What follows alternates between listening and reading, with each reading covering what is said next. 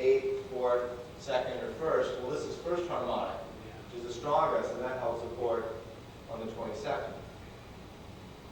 And you're in an uptrend, so you just want to go with the flow, so you're really not worried about short music. Yeah, and what's nice about this technique is, with day trading it can be stressful, and especially, because you're staring at a computer monitor all the time. And, it can take its toll, and you need to get a lot of rest, and there's a lot of trades. And if you live on the West Coast like I do, you got to get up early every morning. I hate getting up at 5:30 in the morning, 6 in the morning, and then you got to make quick decisions. So what's nice about this technique is you do your homework the day before. You can determine the times of the day when the reversals are going to happen, and you just trade around those times. So you set your alarm to get up based on... I'm dead serious what I'm saying here. You work around the time of the aspects of the moon, because you're trading off the reversal times. And I have my reversal times every day, and you trade around those. That was a pretty good move. I mean, you've seen resistance at that 45. You know that 45 degrees is probably going to be important because of the moon. You're seeing resistance at the end of the day. And so at those when you're going, it's looking weak, you might want to take a concentrated trade. I guess I should just stay out of those types of trades. Probably what would be the smartest. But since it had already shown resistance, you see what I'm saying? But it's not a good trade to take. I would prefer, it's 10:12 Central Time. The market opens at 8:30. You can just wait an hour and 45 minutes after the open. Right. Sleep in an extra hour if you want. Yeah. Prepare yourself, and then respond. And you don't know if it's going to be a buy or sell. We could have rallied back up around 10:12, and you'd be a sell signal. But since we were trending lower at the time of the aspect, at the right price level, that's a buy.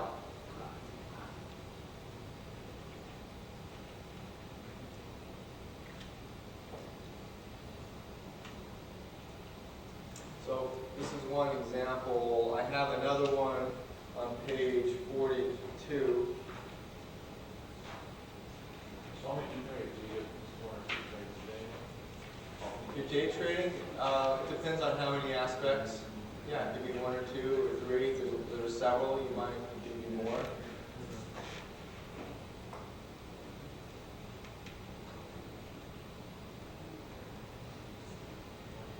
Okay, here's another great one. I call it here Moon Uranus reversal. Okay, I mentioned that I like to use the 30 setting when there's an aspect of 150 degrees between the Moon and Uranus. So I've set my planetary lines for the Moon Uranus at G30N-1. The trade date is April 27th. The Moon Quincunx Uranus aspect occurs at 9:08 Central Daylight Time. This nails the high of the day and occurs almost right at the time of the aspect. This is a profit point if you're long. You could have bought into that and sold, or you could sell it at that point.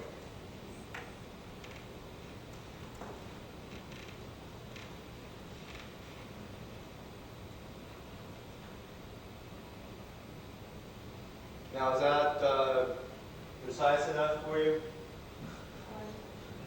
How often, what kind of probability do we have of this stuff occurring, on the aspect of day trading, 65%? No, higher than that. If you set up your lines and it hits that around the time of the aspect, I give it over 80–90%. That high or low is going to nail it. But if it's nowhere close to any of the lines, That's a different story. But this was very close to the exact time of the aspect at the exact price level. And I'm adding the moon line this time. I could have just put Uranus at 30 on, but you see where they cross. I wanted to show you it. Right. When you see the axial aspect occurring. So if you have your chart, you can recreate that for the June main contract. That's a 15-minute chart.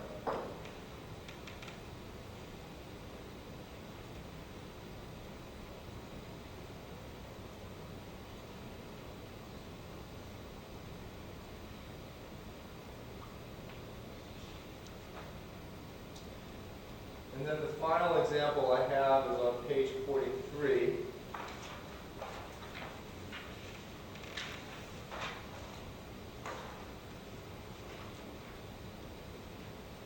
Now in this chart, I've combined the lunar aspects with the daily, like what we were doing in that exercise, based on the interplanetary settings. And if you want to get more precise, you can add to that the settings based on the lunar aspects. And know ahead of time the time of the aspect for a reversal, the trade-off of. So in this example, I got the North Node in Neptune at 90, which is based on a longer-term square between these points. I have Sun Uranus 360 line on. There was an aspect between the Sun and Uranus. I'll show you. I'll go to 219 and show you the chart.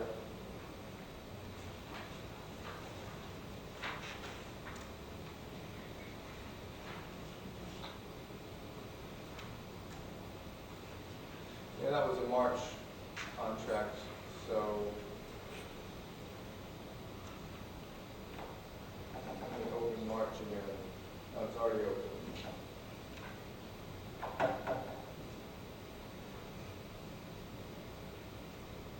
Got 45 lines on. Okay, we're going to go back to 220.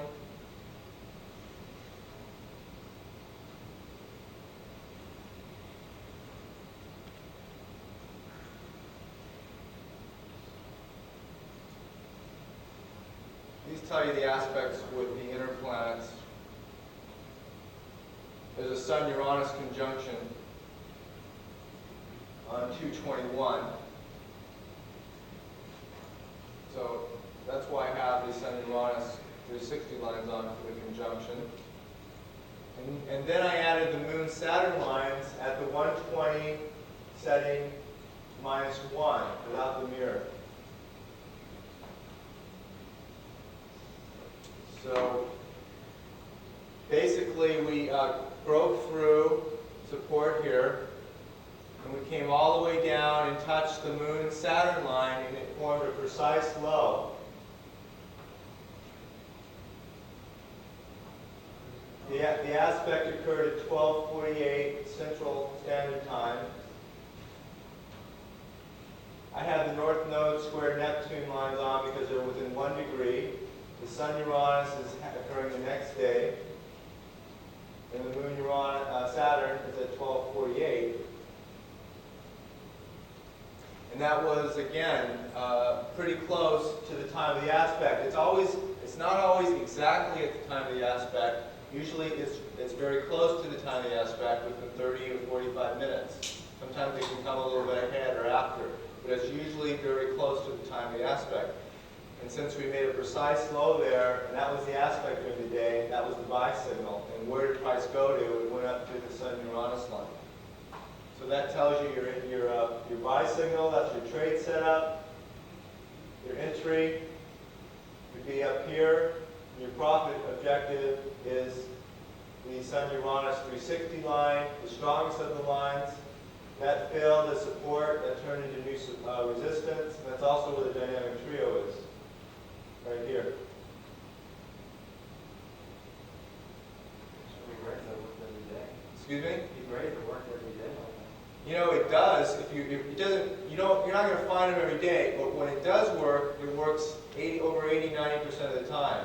If you have your settings set up correctly, and you get a reversal around the time of the aspect, and it's precise, it's just a way of measuring price and time. Right. You'll get a reversal off that point. I understand the probability of excess of 90% when it happens. But how often is price at that line during these? The time of the lunar aspects? Yeah, right. I can't tell you that you don't know. Yeah. And sometimes it may not happen. Yeah. But when it does happen, and it's precise at the time of the aspect, it's going to reverse, and that's your best opportunity. We should get this off. In reality, the movement starts at that time. There is a electrical gesture over the bottom. Yes. Huh. It really is a breakout until the actual time. Oh, it could have broke out, yeah, around that time. It seems like the bottom occurred a little bit ahead, and then we broke out around the time of the aspect. But the actual bottom occurred a little bit ahead of the aspect, it looks like. I don't have the exact time. Was it 11:30, 11:45? Yeah, looks like the low occurred about 45 minutes, almost 45 minutes ahead of the aspect, and then we broke out at the time of the aspect. And sometimes that's the way it will play out. The high or low will come in slightly ahead, and then we break down around the time of the aspect, or break out around the time. That's a good point.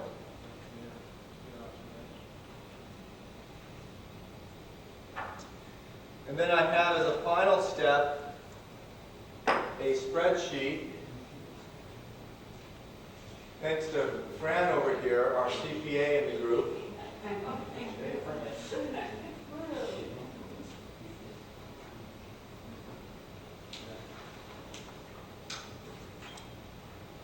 It's an Excel spreadsheet, and I'm trying to find it here.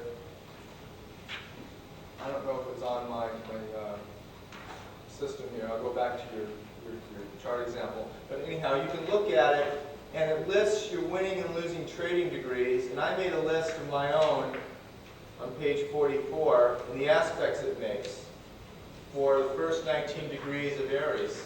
And this was mentioned, I think, in our the quarter before last. I think it was the fourth quarter almanac for the astrological almanac, the PAS. And I list all my winning and losing degrees. And as you can see, the first 19 degrees of Aries are kind of difficult for me. This is something I've observed over the years, and the reason why is because of the aspects it makes. So, to get that added advantage here, it pays to know your own chart, your own cycles. And so what if you find an aspect, the degree of an aspect with the moon, like with the moon's trining Saturn, is at a certain degree, and you know that's a positive degree for you. You have that working for you in terms of the reversal. That's going on here. The moon's void of course now. It went void of course about 20 minutes ago. So,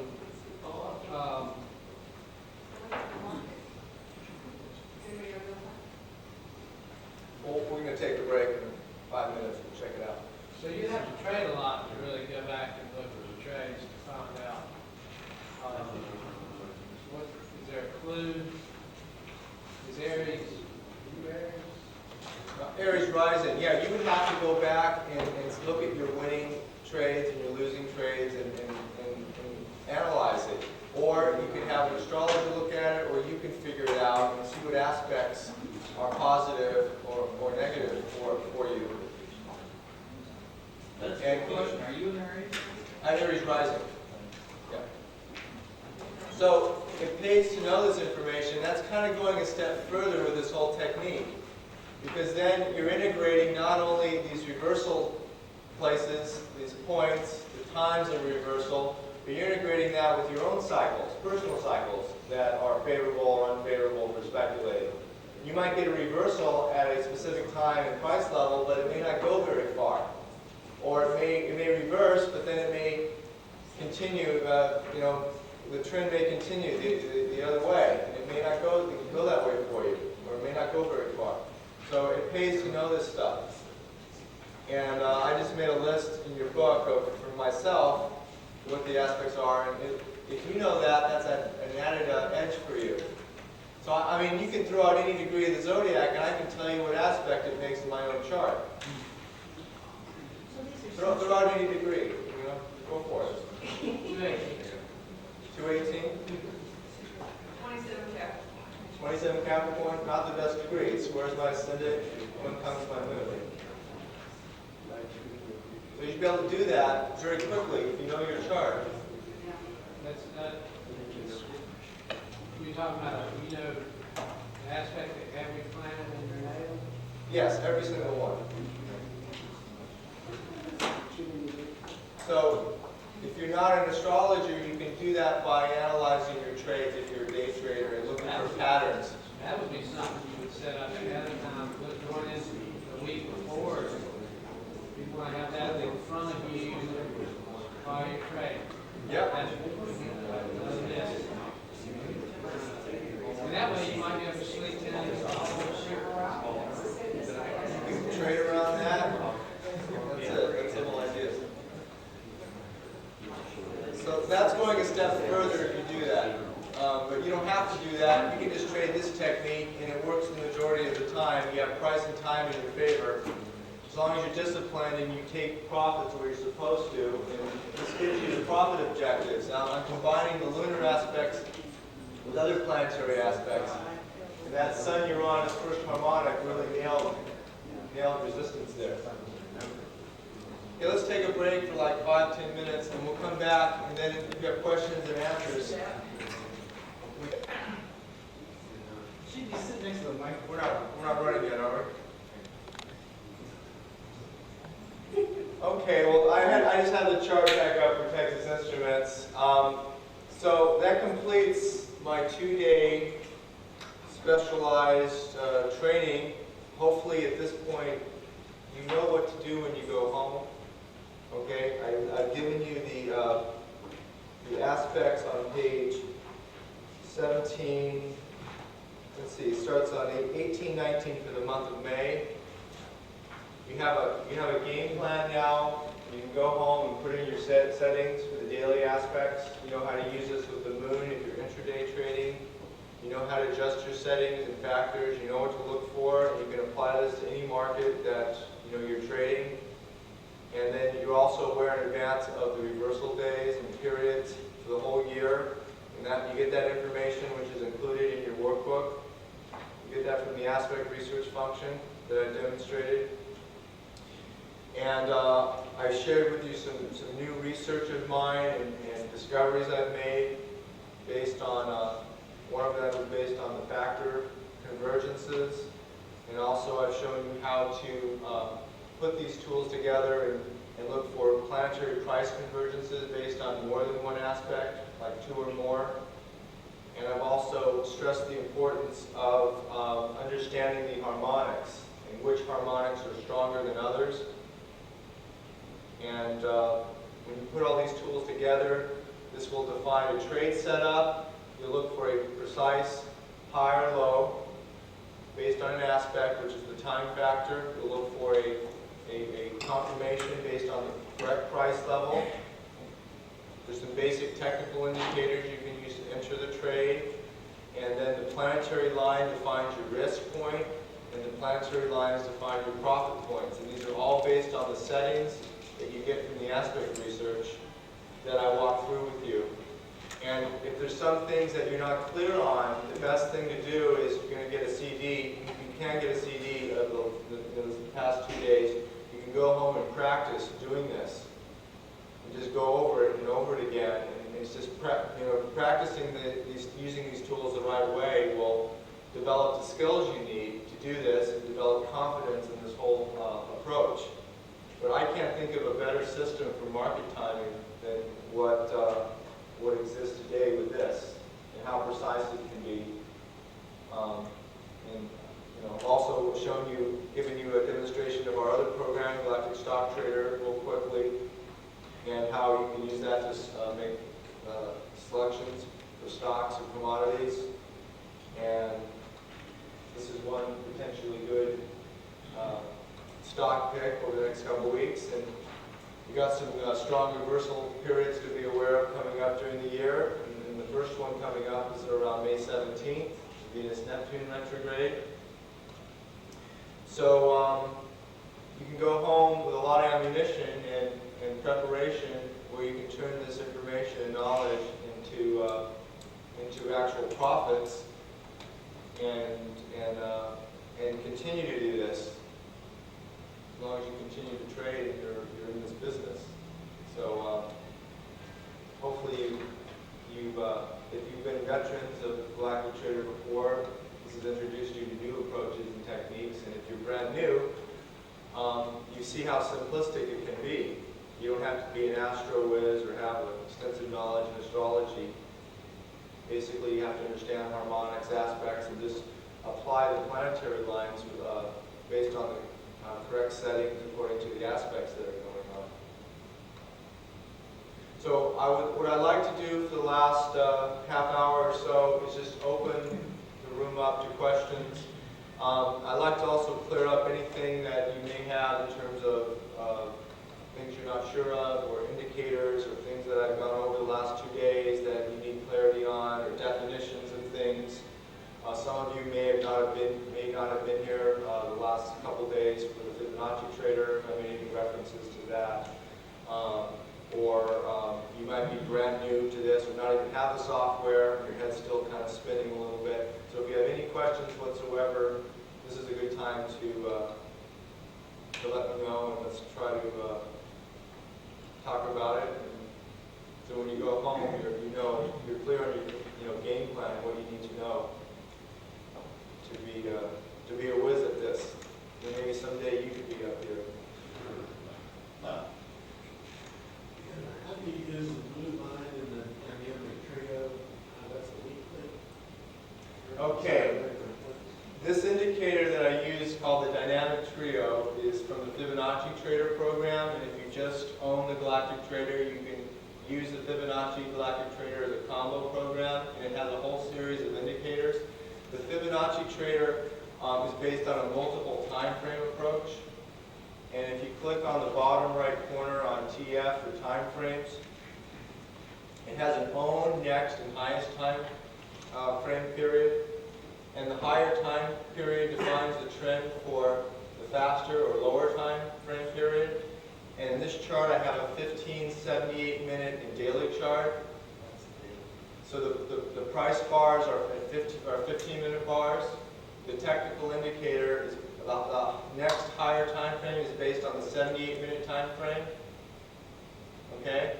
And then the highest is based on the daily time frame. So with these two indicators here, the first one is based on 15 minutes. Then the next higher time frame, the thicker stair step, is based on the 78-minute time frame. So that defines support and resistance for the 15-minute time frame. So even though we got a planetary low here at the Uranus 24 line, and we got a reversal back up, we still haven't broken above resistance at the dynamic trio, the next time frame.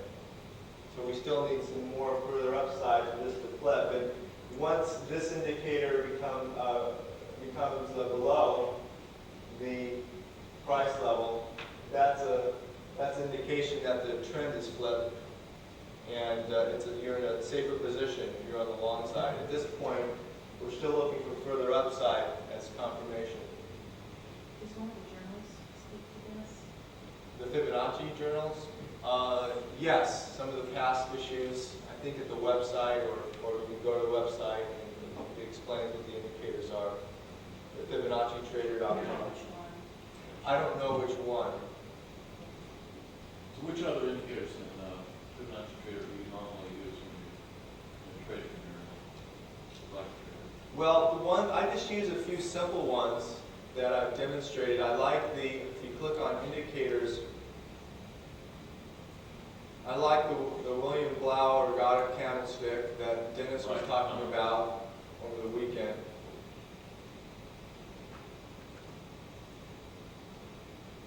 Use all the regular defaults for these? I just use the regular defaults. That's one of them. There's another one here.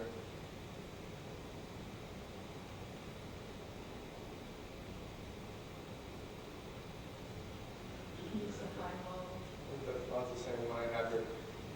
high-low activator. Yeah, I used the high-low activator. And under indicators, there's a whole series of them. There's a dynamic trio, own index, there's high-low activator, which can get you in and out of the market quicker. It's a little bit of a tighter stop.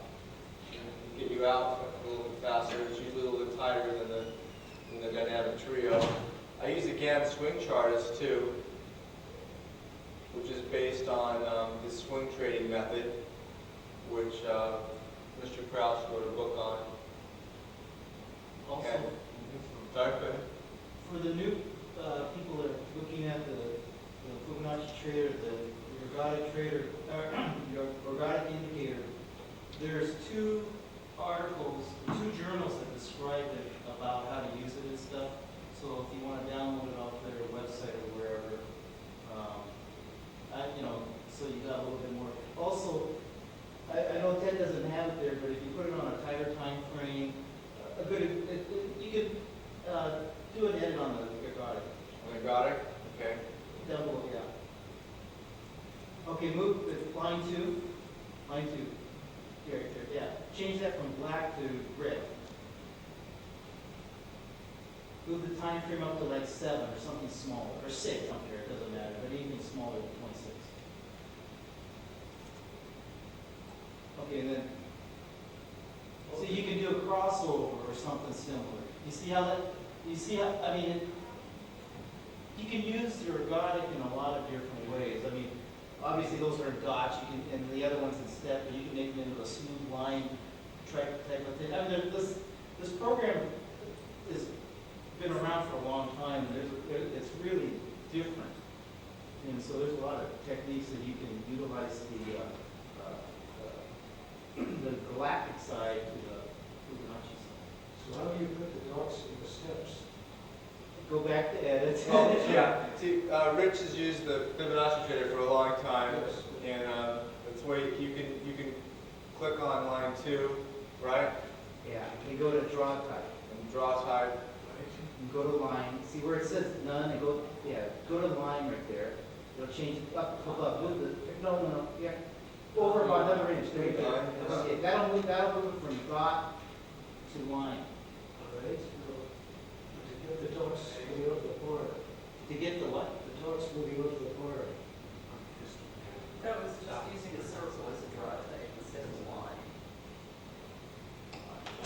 You want the first seminar we were at, you asked the question, when do you move into the trade with the dots jump up the bar? No, you can use that as a crossover method. If you look at see where it crosses over, Right? go straight up. What happens to be that bar? Straight up right from the 11 o'clock, straight up. See, you can use the ergodic as a simple crossover method, you know what I'm saying? There's a lot of trading techniques that uses the ergodic. You just have to play with it. I mean, Yeah. instead of using a 34 or a 28, I forgot what you said it at, but it was something small, 6, 7, 5. I mean, You can experiment. you can experiment with this thing, and when you put things on multiple time frames, and then the galactic side on multiple time frames over a bigger, I mean, it's well worth it to buy several monitors for your computer. You can look at this and become a very good trader very easily. And then all you got to do is your MFE and MAE on your work. And I mean, the tools are there if you want to do the work. These are concepts from Fibonacci Workshop, and Rich has been there many times, and he's a good person to talk to about these technical indicators. I just use a few from Fibonacci Trader, basic ones that you can, apply with Galactic Trader and these planetary tools, which is a good confirmation. So like with a stock you get that you haven't been following, like that, it comes up on the nail, and you're playing with different time frames.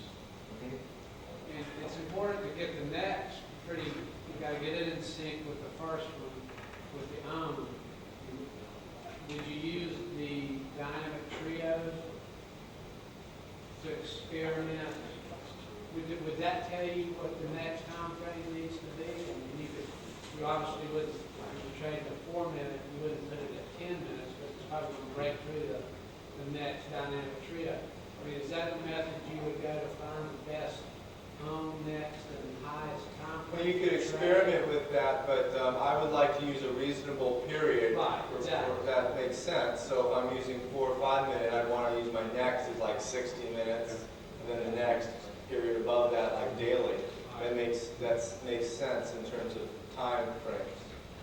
Right, and with the net, what I'm saying is you do the different charts using the net to tell you what the best, use the net, the dynamic trio net to tell you what the best for that particular stock might be. I mean, next sensor might be best at 4 and 60, but another one may move differently. That may be according to volatility, right. I mean, is that? That could be something, yeah, you can play with and adjust as a technical indicator, depending on how much volume and movement. Right. So if you're, say like the E-mini, and you're waiting on a 15-minute to confirm the trend,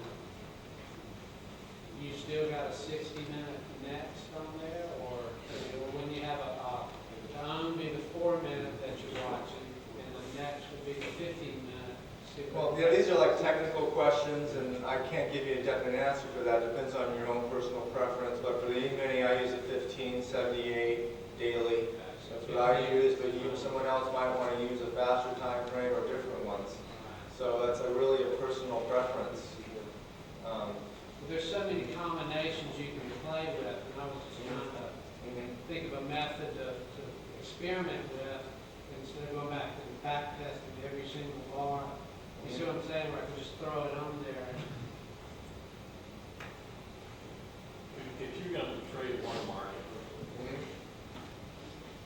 would it be valuable to go back and analyze the nature of the chart of that market and generate additional angles, fixed angles?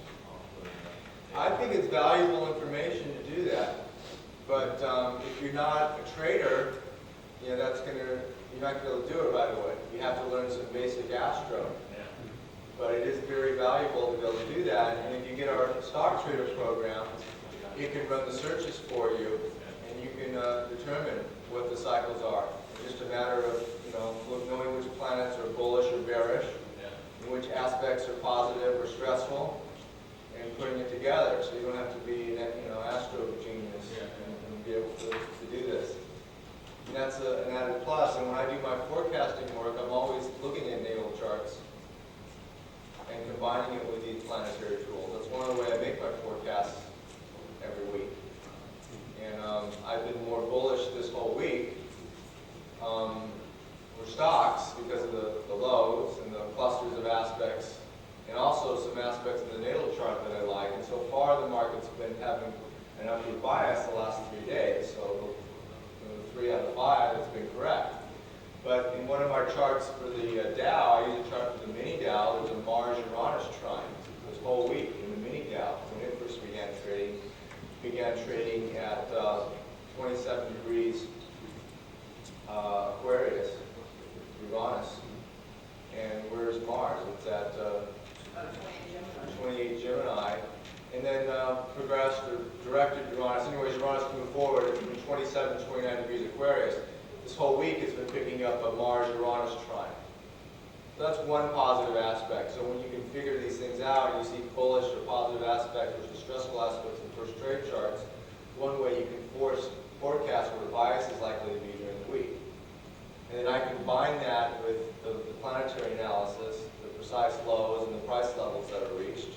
The fact that, how many charts do we have to look at? I mean, you saw Uranus, at the NASDAQ at the 24 line, Yeah, which is beautiful. and TI also.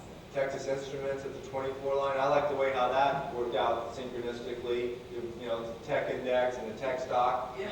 at the 24 Uranus line. Yeah. That's Uranus pretty. is crossing the 24 line. That's pretty amazing. I wish mine had that chart. Anyways. So, any other questions? Here's NASDAQ going up there again.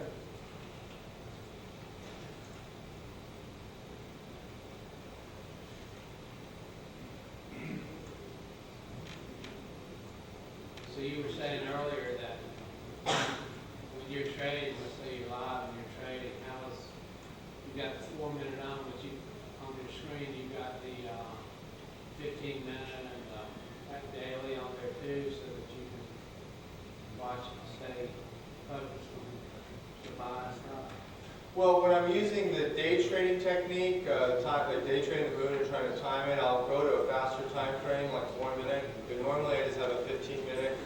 Just like that. Yeah, and sometimes I just have a daily chart if I'm just, trading longer term swings during the week.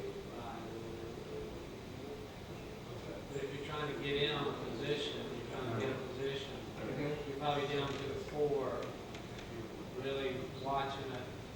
Yeah, I don't go lower than 4 for the entry. I'm looking for a flip, in one of my technical indicators, like the high-low activator, then you have trio as confirmation, and then I'm entering. And then you get a little, it's going your way, you just go right back to the 15 minutes. Yeah, I might switch time frames after that point, after the entry, because there's a lot of noise in those faster time frames. Dynamic tree on what we're feeling here. High-low activator is another one. This is a daily chart for the NASDAQ, and I don't have the data for the day yet. But we still haven't closed above it, the high-low activator yet. But price has responded to the Uranus 24 line.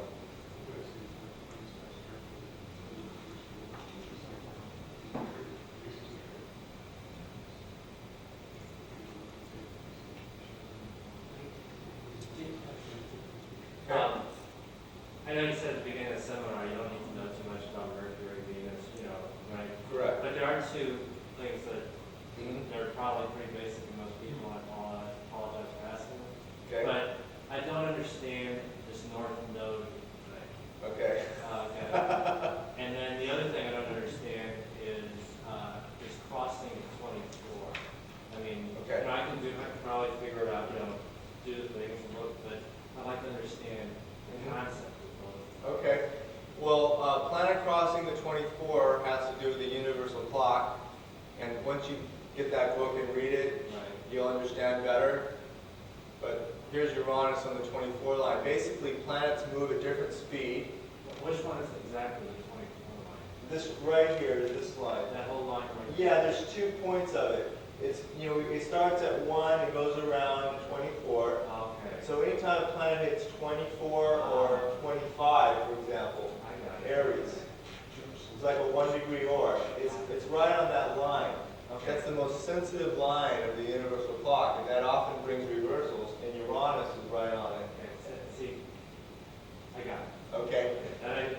And that's a technique for predicting reversals. And when planets hit the 24 line, that's when you want to put in your settings at 24. Okay.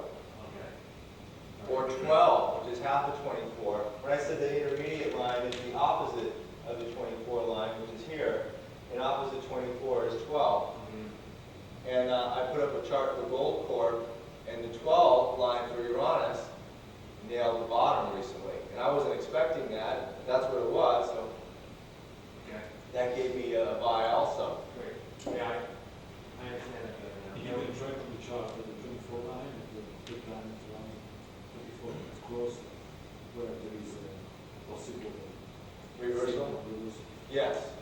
When a planet is crossing the 24, that's when I want to put on the 24 line for that planet. But longer term, Uranus is going to stay there. What do we determine? For like a few months? So that's something you want on all your price charts. And then what about the north node? What is that? Well, the north node is a very sensitive point, and a lot of astrologers use the nodal cycle to forecast cycles in the economy. It's about an 18.6-year cycle, 19-year cycle, and every 9 years, the nodes flip position. What's a node though? Okay, a node technically is the path of the sun that intersects the path of the moon. And there's a north and south point. It's an intersection point astronomically of the path of the moon and the ecliptic or apparent path of the sun. only strong because it's the path paved by eclipses. Right, that relates to the eclipse path, correct. Right, Because eclipses occur when the sun is close to the nodes. It's either conjunct or opposite The the cycle nodes. of the eclipse, the suns. Yes, Right. correct. So it's a very sensitive point, and some astrologers use asteroids, trans-Neptunians, I'll tell you, I might start paying attention more to them after Tim's talk on that. But, some use Chiron and other points, but the nodes I always use, and they're very sensitive points. And one thing I found with the markets is prices tend to go south when planets conjunct the south node, and they tend to go north when they conjunct the north node.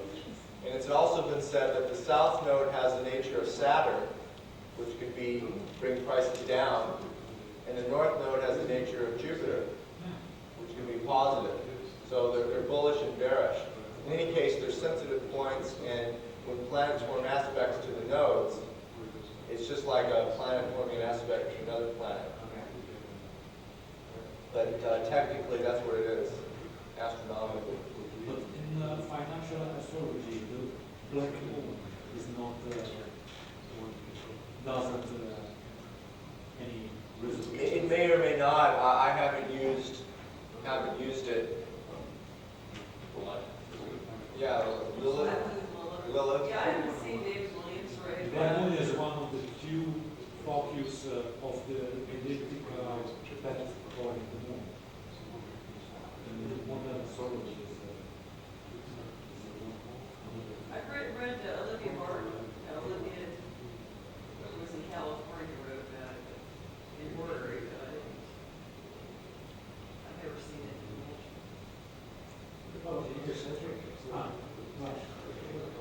Same thing. What about heliocentrism? The nodes? You could look at those, but I think they're more sensitive. Geocentrically is the way I want to use that, because we're dealing with the moon. I haven't looked at them that way. what you essentially view. You use only the long term period for analysis, or what you say in this days that you can apply in the same way different heliocentric view. The aspect, the heliocentric aspect, we put on the chart and so on. For long-term versus short-term related to heliocentric aspects? You use only for long vision, for long... In my approach, I mainly look at geocentric aspects. You don't use I don't use helio. Doesn't mean sometimes I do, I'll look at it, but I just don't need to. Because what I use works extremely effectively, and I don't think it can get much better, maybe slightly better, and it's not going to get any better if I use helio or some other things, because there's a matter of judgment in everything you use, and I find that the less that I'm using, the more accurate I am. The more things I look at, just the less clear it becomes. If I look at 10 heliocentric aspects in addition to 10 geocentric aspects, and add all these trans-Neptunians and all these other aspects that I don't use, I use like 10 or 12 aspects as it is. After a while, it doesn't make any sense anymore. So I just use what works best for me. Helio can be very effective if you just use a heliocentric approach. There's nothing wrong with that at all. But this is a creative, interpretive art, what we're doing here. This is really an art form.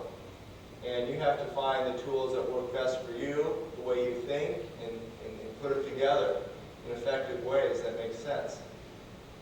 And I think less is more when you're doing analysis. And I've done the same thing with other areas of astrology. I used to have a website. I had a partner, and it's called Astrowinds.com, and he wanted to do it. He was a big sports, buff, and he wanted to start a handicapping service. And I used to look at charts for football teams. And I had a chart for when the game started, I had a chart for the quarterback, I had a chart for the coach. I mean, just looking at too many charts, and that affected my accuracy level. When I just looked at 2 charts, and that's it, the chart for the coaches, just made my judgment based on those, my accuracy level was the best. But when I started looking at the coaches, the quarterbacks, their baseball, the pitchers, looking at the time the game started, my accuracy level went down. Because I'm looking at too many charts, you get conflicting information that's not as clear. Actually, we were the top 10 in football handicapping for a while, but then, you know, it got over my head. It was too much work. I wasn't enjoying it. Just stopped the whole thing. But we had a really good track record for a while. It was all Astro-based. I don't know anything, you know, much about the players or statistics or anything like that. But the same thing works with financial astrology and this planetary analysis. If you have too much you're dealing with, it can be against you, used against you, I think. And paralysis of analysis. Yeah, and the same thing with technical indicators. You put too many on there, you never take a trade. You know, this is right, this is wrong, this is buy, this is sell. Right? How do you deal with that? If you too many. Somebody using the long-term period did change. On longer term charts, yeah, that can be, or you can use geocentric. It depends. But with this approach, it's all mathematical. So whether you converting price based on a helio or geocentric approach, you're going to get the same price levels, right? You're going to get confirmation, the same price levels, whether you're looking at it from the Earth or the Sun. So it really doesn't matter what perspective you're using. Other than the fact that you don't have retrograde motion on Well, that's a good point. The reason I like to use the geocentric approach is because the retrograde and direct stations of the planets are very significant for reversal dates in the markets. And you can't get that information from a heliocentric approach. Those retrograde periods, the Venus retrograde coming up May 17th for 6 weeks, that's going to affect many markets and bring reversals. You can't get that information if you're looking at heliocentric Venus only. You only get that from looking at geocentric Venus.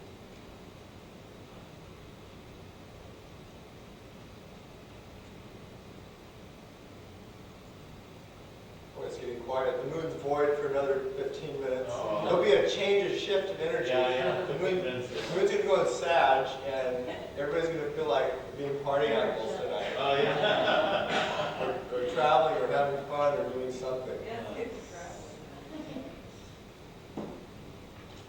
traveling. Do you pay much attention to eclipses? Yeah, I always pay attention to eclipses. Eclipses are high energy periods. And any astrologer, financial astrologer, pays attention to eclipses. And that's when stuff hits the fan usually. That's what triggers events. And there's a cycle with the eclipses that relates to the nodal cycle, and that's every 90 days. And another astrologer called it a moon wobble. What's her name? Signe Quintat. Actually, it started with Carl Payne-Tobey, I believe, a famous astrologer. And that's every 90 days. It's when the sun is conjunct or square the nodes of the moon. During that period, it's a high energy, over-emotional period that you need to be more aware, and that's when events usually get triggered in the world. And I think Carl Payne-Tobey, if you've read any of his books, did a study on that with events that get triggered in the world, and it usually happens around those periods, like every 90 days. One of those periods when the sun is forming a hard aspect to the nodes. The solar eclipses anymore, do they exert any more influence on the markets than a lunar eclipse? Some solar eclipses do more than others, depending on the degree of the eclipse, the aspects that are getting triggered based on the eclipse, and degrees that are getting triggered in the first trade charts for the indexes. When you're talking about hard aspect, are you talking about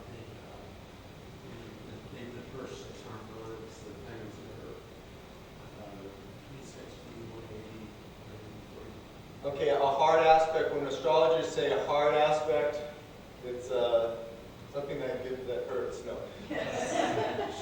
Something that has a hard angle. You can think of a hard angle, so it's a conjunction 0, square, 90, 180, opposition. I include the 45, which is half the square, and the 135, which is a square and a half. How about the I don't consider that technically a hard aspect. It's kind of in a category of itself. It's still stressful. This is hey, believe me, I got enough in conjunction. But it's a stressful aspect, and it is challenging and difficult. It can be difficult. It's an aspect of fluctuations and adjustments. It can also be a creative aspect in your own personal chart, but technically it's not, considered a hard aspect if it's not of the 180 series. Right, it's not part of the 8th harmonic series. Not part of the 8th harmonic series. So by definition, a hard aspect is something an aspect is something that's a multiple of 45.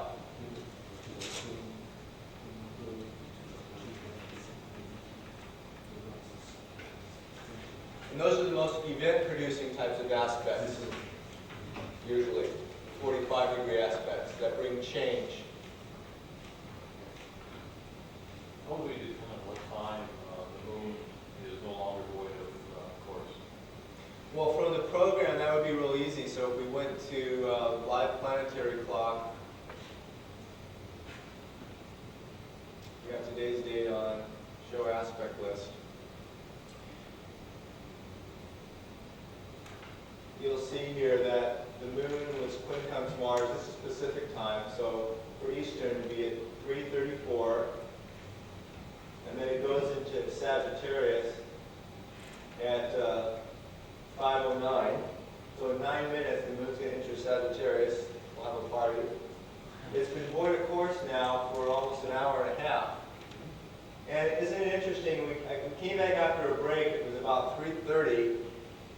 Right around when the moon is about to go void of course, and my computer turned off or something. I had to restart my programs, and kind of drifted that last session a little bit, and kind of started a little bit later. And we came back, and everybody's been kind of drifting. The energy's low. It's a low energy period. You don't want to start activities on the moon void of course, new things. But in terms of trading or market activity, things may not go as planned, or signals, you might get false signals during the day, more so than you might otherwise during the void of course period. But it's usually a time to take a break, and check out, and come back, or finish up projects, but not start new ones. That's the general consensus about moon and void of course periods. It'd be a good time to mail your tax return. Do something if you don't want to get caught. There's a lot of things you can do to move forward, but it's a good time not to, what the general agreement is don't start something significant or new. Don't go buy something or make an important decision when the moon's void of course, including investment or trading decisions. You might want to wait till after the moon. And also when the moon changes signs is usually a strong reversal period, especially when the moon crosses 0 degrees of fire, like Sagittarius, 0 Aries, or 0 Leo, because it crosses the 24 line of the universal clock. So once it goes into that new sign, it's not void of course anymore? Yeah, that's how you determine. But until it goes to another sign. Until it goes into the other sign, it's void of course. Void of course? It says it's considered void of course, meaning it's transit, its course around the Earth. It aspects a series of planets. When it finishes making its final major aspect to a planet, there's no other angles the moon makes to other planets until it changes signs again. So it's like a cycle of completion. The moon spends 2.5 days in a sign. It completes all the interaction it's going to make with planets, which represents like a flow of events through your daily life. And then it's done. It's like a cycle of completion. Until it goes into the next. Until it goes to the next sign. It's interesting how our even 2-day event here is kind of winding down and finishing, when the moon's void, because it's about over, right? And that's how life works in general. The time just to not make any major decisions. But that period between the last aspect and when it changes signs is that void period. And that's how you can tell if you click on aspect research. So today, it's a short period. It's only about an hour and a half. Sometimes it's longer. Depends on the last degree, the latest degree a planet's at. And Mars is at the late degree of Gemini right now.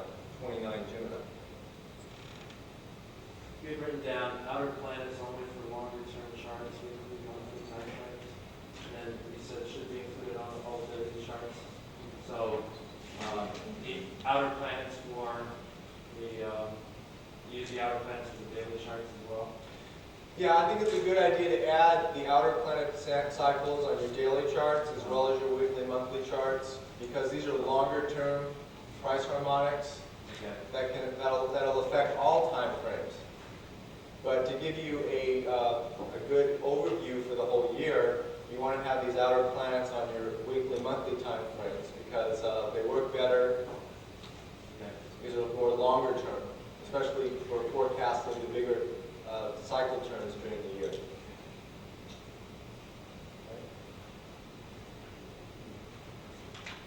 A good example of that is when the stock market crashed in 2001, especially the NASDAQ stocks, and that coincided with Saturn square Uranus. So on all your price charts, you would have the Saturn-Uranus harmonics at 90, at the fourth harmonic. And you want to do that historically. You can pull up a NASDAQ chart and put on your Saturn-Uranus lines. Go back to 2001, and on a weekly, monthly chart, you can see how that provided resistance at the higher levels. And because these outer planet cycles bring major changes in trend, and that also timed it very well. Astrologers actually, I think, a lot of them were calling for that in 2001. So how much emphasis do you put on the inner planets then? I put emphasis on the inner planets for telling you the timers. They give you the day, or within a couple of days of a reversal. They give you the faster moving planets are the triggers for events. They give you the days. They also give you your daily planetary settings for day trading, for swing trading, for shorter periods, and support resistance. But the point is, too, to remember is, I don't think it's been taught enough with Galactic Trader, is the need to adjust your settings. Because the planets change, the angles change, you have to adjust your harmonics and settings as the planets move. So everything's correct mathematically each day. It's really as simple as what I demonstrated. Hey Ted, one of the difficulties or not difficulties with timing an aspect is if it is over a weekend, it could be Friday or Monday or, well, basically it's a window plus or minus one, depending on when it lands. Can one use the moon to narrow it down to the time? So the moon doing something plus the aspect equals a much narrower time window. Is that possible at all? When aspects occur over the weekend to determine if the reversal is going to be on a Friday or a Monday. So if one can effectively narrow the orb down to 0.2 or something, I suppose a number of half by using the moon because the two would be coincident such that the planetary energies or whatever. You might be able to do that if there's a lunar aspect that coincides with an aspect that occurs over the weekend. Say that happens on a Friday or a lunar aspect on Monday. So it's a confluence point on a Friday or Monday. You might use it in that way to determine where the reversal could be. So you could do that. Do you have any experience or guidelines with that? No, I put my settings on. I'm aware if something's over the weekend, I have it already on my charts for the end of the week and for Monday. And I know it could happen either on a Thursday, Friday, or Monday, or Tuesday. So wherever it happens, early or late, it doesn't matter to me because I'm looking at the price levels.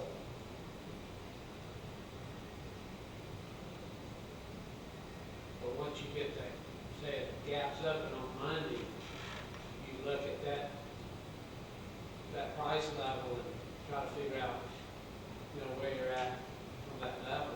There may be it may gap up to an aspect that,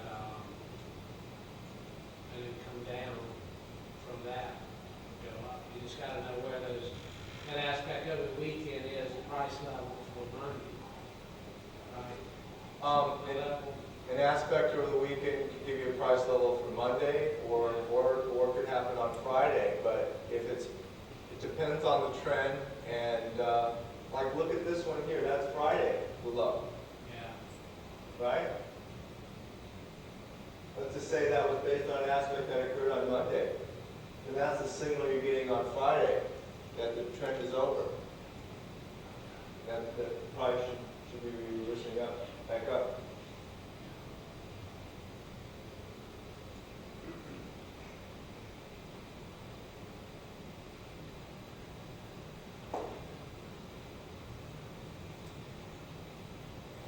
Great job. Okay, so I think we're about finished here. If you have any questions, you can email me, and a good idea would be to just practice again these steps and just do it on a daily basis, and it'll become automatic. You'll start thinking in the right way, and it'll become second nature. And you can see how effective